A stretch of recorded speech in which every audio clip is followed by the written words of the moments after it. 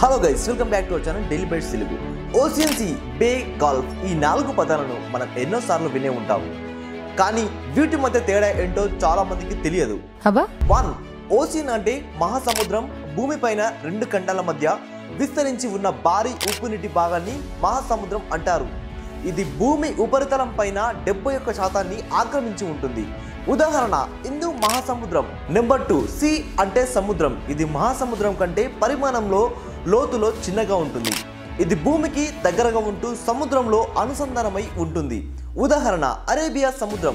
Number 3, బే అంటే అఖాతం. ఇది భూమిలో పాక్షికంగా కప్పబడి ఉంటుంది. సముద్రంలో కలిసే చోట పెద్దగా తెరవబడి ఉంటుంది. ఉదాహరణ బంగాళాఖాతం.